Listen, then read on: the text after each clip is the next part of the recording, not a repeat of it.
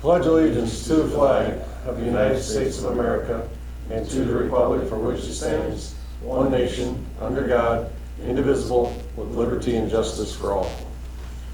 I'd like to call the Lamar City Council regular meeting for Tuesday, November 21, 2023 to order. Roll call, please. Goodchild? Yes. Donlin? Wick? Yes. Sturgeon? Yes. Bruns?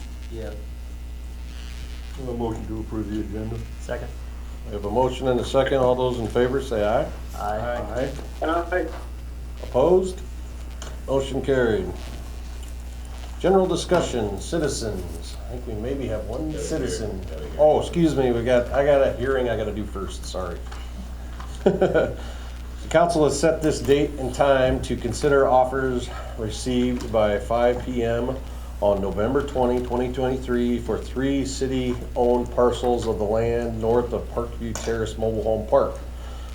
Legal descriptions: a parcel of land described as being east part of the west half and part of the southwest quarter of Section 8, Township 92 North, Range 45 West of the 5th PM, City of Lamar's, Plymouth County, and contains approximately 4.37 acres, more or less, and a parcel of land in the part of the northwest quarter of the southeast quarter of Section 8, Township 92 North, Range 45 West of the 5th PM, City of Lamar's, Plymouth County, Iowa, and contains approximately 4.82 acres, more or less, and a parcel of land in the north quarter of the southwest quarter of Section 8, Township 92 North, Range 45 West, and the 5th PM, City of Lamar's, Plymouth County, Iowa, and contains approximately 28.95 acres, more or less.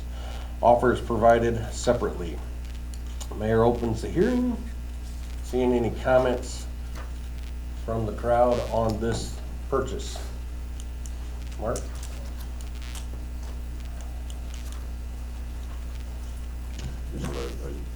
We got one off. Yep, we do. We have one offer here that Jason has provided, so. So the offer is from LBIC to purchase the property for $20,000 an acre. And the reason LBIC wants to purchase the property from the city is to work towards getting that property developed. In the Lamar's Community Development Plan, that area north of Parkview Place Mobile Home Park is identified as medium density housing area with smaller lots for more affordable housing. So that would fulfill a different need. Erdmanville is high density, which would be apartment housing.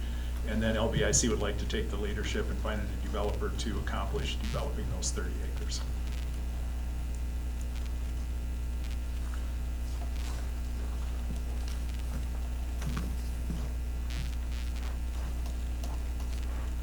Would the council pay the interest on the loan, similar to the other projects? We are asking for the city to enter into a development agreement with LBIC like we've done in the industrial park, where LBIC would pay the city the $20,000 per acre, at which time LBIC would sell it to a developer. And the intent for LBIC would be to sell it to a developer for that same $20,000 per acre. So the city be paid back once it's sold, so. What else are we gonna be asked to put in there, Mark? Infrastructure? There could be the potential for a road to get to the development, and the potential for some infrastructure, probably not any more than what we've traditionally done for any other development. Yes, we're gonna have the cost of putting the road past Riverview Park and sanitary sewer to get to that subdivision. And I don't have the cost back on that yet. I don't wanna drag this out forever and ever, but, by any means, but, so why this step? Why not just have the developer come to us and just be done with it? It seems to me like this is kind of an unnecessary step. It really does. So a lot of times these developers want to do some due diligence without, and it's going to take some engineering work in order to get this place ready to be developed. And a lot of times developers don't want to, at a public meeting, come out and talk about the project unless they're confident that the project's going to happen. Okay. And we'd like to be able to work with the developer and give them the confidence so LBIC could enter into a purchase agreement so that they would have some confidence that they could purchase that ground prior to spending a lot of money on engineering. Because there's going to be some significant engineering costs to develop that property So medium density, are these gonna be for sale or are these gonna be rentals? for sale. These will be for sale, Yes. for sale? Yes. Okay, okay. All right.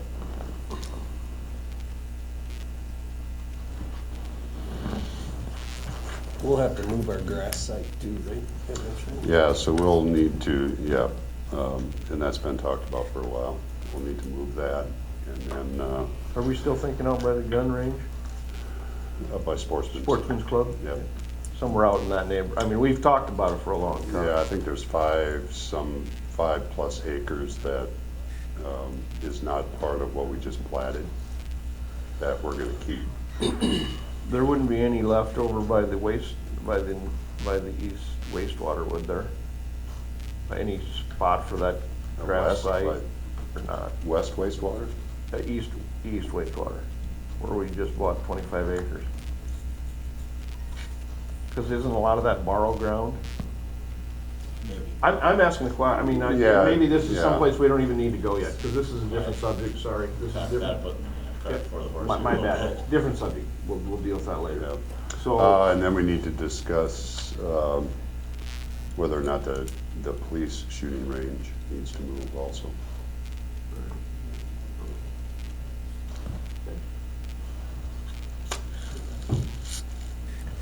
It would if I were gonna move out there. Huh?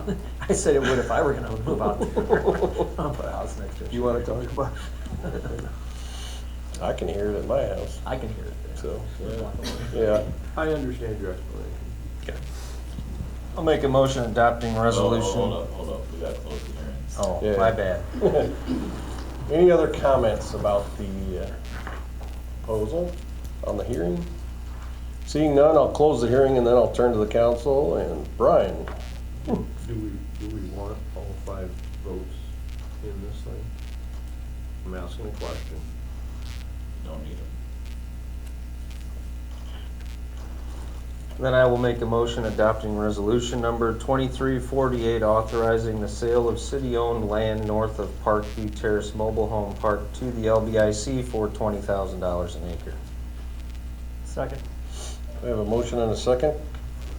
Roll call, please. Goodchild, Yes. Wick, Yes. Sturgeon, Yes. Bruns, Yes.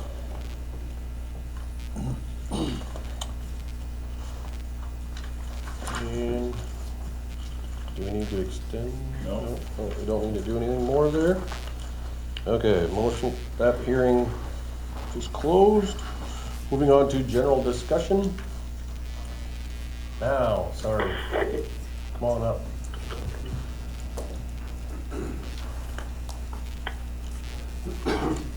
Nancy, thank you.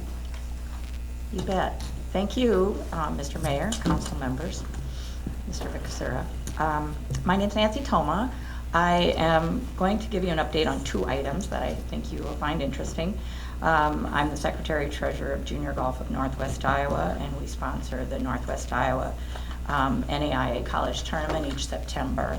And since you were generous enough to fund us $5,000 to go towards the marketing efforts for that tournament, I wanted to give you an update on that. This was our 5th annual tournament, largest one yet. We filled the field with 24 NAIA college teams. Most of the teams brought a head coach and an assistant coach, and we had to turn teams away. We just don't have enough capacity to host that many more requests. Even individual players that teams wanted to bring with them to compete, we had to say no. Daylight is limited that time of year, and of course, our course maintenance and all of our volunteers all have to be considered when we think about our overall resources. So the players and coaches themselves amounted to about 160 visitors to Lamar's during that 3-4 day period. This year we had students from almost half of the U.S. states and over 20 foreign countries competing in the tournament.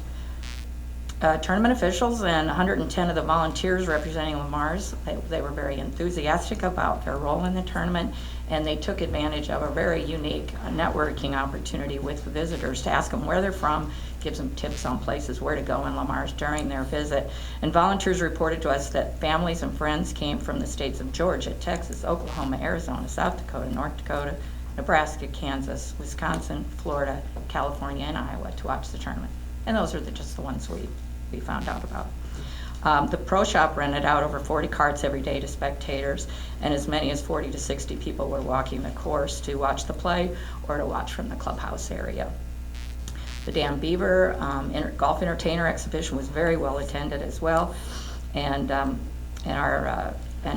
in addition to people who came from different parts of the country to play in the tournament, some of our friends and relatives came from other parts of the country to help volunteer for the tournament. The college teams pay an entry fee to come, $1,300 for each team of 5 players. And as part of that entry fee, they get vouchers to spend in Lamar's on food. The college team spent $4,675 at Lamar's restaurants using those vouchers, and that assures that that money from their entry fee stays in Lamar's and doesn't go to Sioux City or elsewhere. Even teams like Morningside or some of the teams from there within commuting distance spent their dollars here in Lamar's. And we know even more was spent by the coaches and by host families for other kinds of hospitalities. And the visiting golfers' families and friends spent money in Lamar's on hotels, meals, and souvenirs. And of course, they love the ice cream. Each player and coach took home Lamar's ice cream logoed items, golf gear, mini wireless speakers, battery packs for their phones because we are doing all digital scoring. The players enter their own scores. Ball markers, and even the coveted NIT crystal trophies for the winners. This year's champions, in case you're interested, we're from Fort Lauderdale, Florida. The Kaiser University women's men's golf team are 2-time champions, and they are currently ranked 2nd in the country. And the men's team from Texas Wesleyan University won in their first championship over 2 years by Ottawa, Arizona, last year's defending champion. Only 2 points. I mean, it was close. And in fact, the men's individual champion, there was a playoff for that. And Juan Ricardo Davila Bonet from Texas Wesleyan University in Guatemala City, Guatemala, won that playoff. Our individual champions on the women's side were Hoki Lau. She's from Hong Kong, and she plays for Kaiser University out of Florida. We do have the 6th annual NIT scheduled. It's September 15th and 17th at Willow Creek. We anticipate 24 teams, 12 men's and 12 women's teams. And in case you wonder what else we do with our money, we do have many sponsors, and we have the College Am Tournament, which is a fundraiser the day before the college tournament. And we use everything that we obtain through our not-for-profit to support the junior golf program. And we'll hold that again this summer. In fact, we're partnering closely with Willow Creek, and we're hiring an intern that junior golf will pay for. He actually played in our college tournament this last year. He's from Jamestown University in North Dakota, and he's going to run the junior golf program this summer. And we expect to have well over 100 kids in the instructional program, and probably another 100 kids that'll be competing in our junior tour, which is about 8 different golf tournaments. So thank you so much for that support. We'll be going through the process to apply next year as well. We think it's a great opportunity for our community and to use that really great resource at Willow Creek. Any questions about that?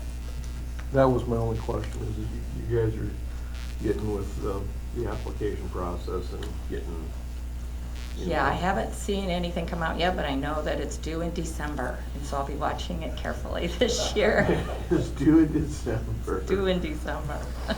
We'll be ready. I'd like to get you guys. You know, sunny Arizona got us off track. So, Thank you, Nancy. you bet. And then I don't want to take up too much time. I noticed your agenda is very full, but the Arts Center.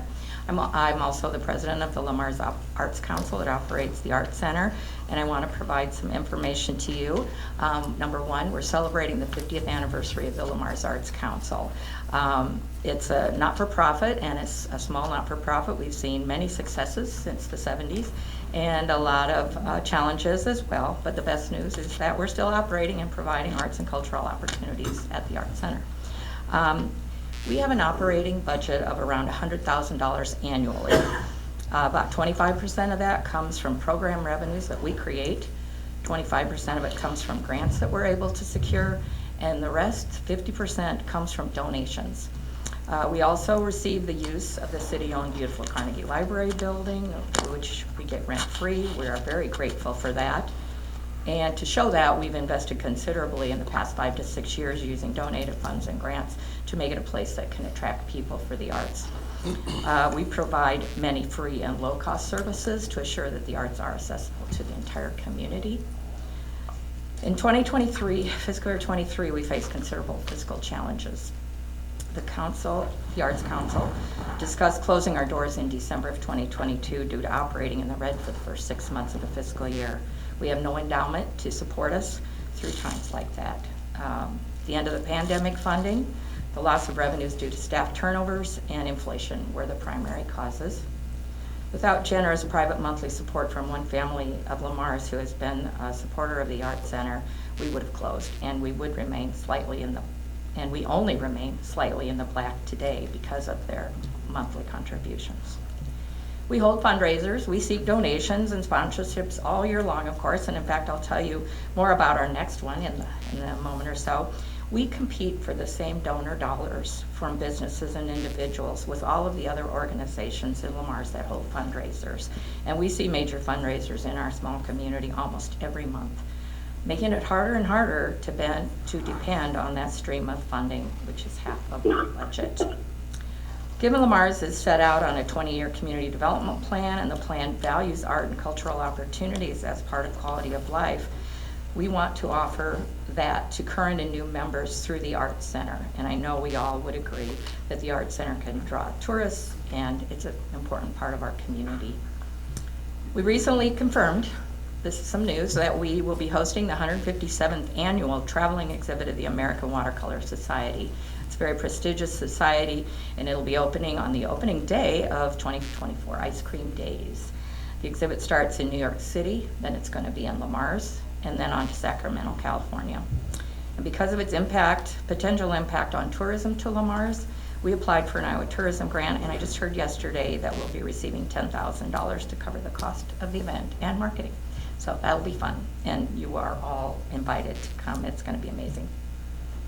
Also, I talked about a fundraising event. Mark your calendars for the evening of February 10th at the Arts Center Gala.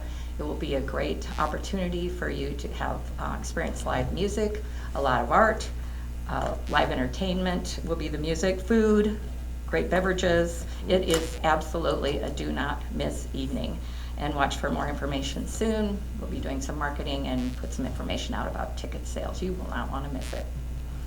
And what I'll close with is really why I'm here, even though I know it's important to keep you up to speed on what's happening at the Arts Center.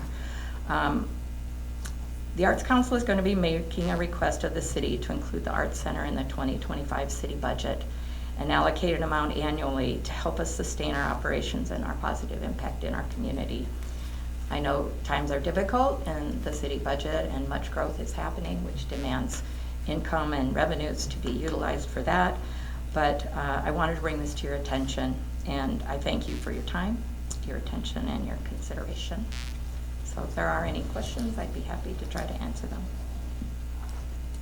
Is that watercolor show the one that was here a few years back? Yes, it is, Clark. It was Fantastic show. It was in 2020, and it opened as soon as we could open, right after the closure for the pandemic. It is the same exhibit. Yeah. Yeah, it'll fill the Art Center with beauty. Thank you very much, Nancy. Appreciate the updates. Okay. So, Really on the golf thing, thank you. Because I know Awesome. that thing is an absolute no-brainer for this city. It is a no-brainer for this city.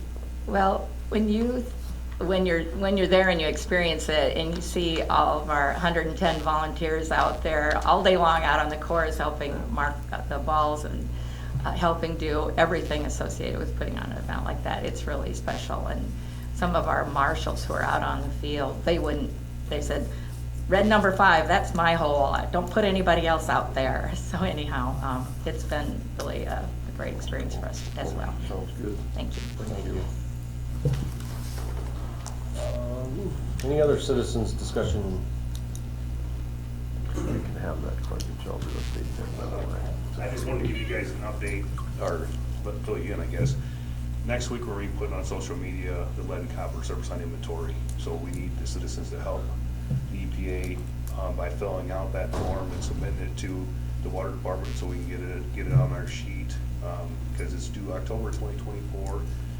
It is all basically private, citizens own, we don't own any of it, but the EPA is requiring us to get the information to send to them.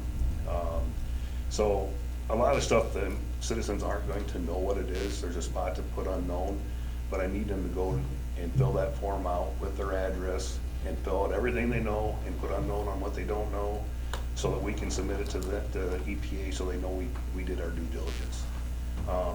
Part of this is also asking for in-house plumbing, what service lines they have, or lines they have in their house for plumbing, and also any treatment inside their house, which would be RO units, filters in the house, that kind of stuff. That is the next stage for EPA, is to get that information. So the DNR did an awesome job of putting a spreadsheet together, anticipating, so we don't have to bug customers more than once. So we're gonna put that on social media next week, so that we can hopefully get them to submit as many as possible. We have over 5,000 services in ours. It's gonna be a lot of work if we gotta go door to door and make phone calls like that. So if we can get them to help by filling this out, that would be very much appreciated. So is that the only way, is Facebook? No, social media, so they can go to the city website, Facebook, and then I think she said, whatever else. Instagram. Instagram, yes, but Instagram, you'll have to, a link to go to either the city website or Facebook to fill it out, because that platform doesn't allow you to fill that stuff out there, so. How many pages is it? It's like 10 questions. Is it something we could send out with billing? I asked Angie about that, and we can. No. It'd have to be a reminder. separate mass Yeah. mailing. And we checked with, Reds to see it would cost us about $5,000 or $6,000 to do a mass mailing out for everybody to fill it out and send back. So we're gonna try this first to see if we can get as many as possible. And we've made some phone calls already. We've known about this for well over a year, but you know how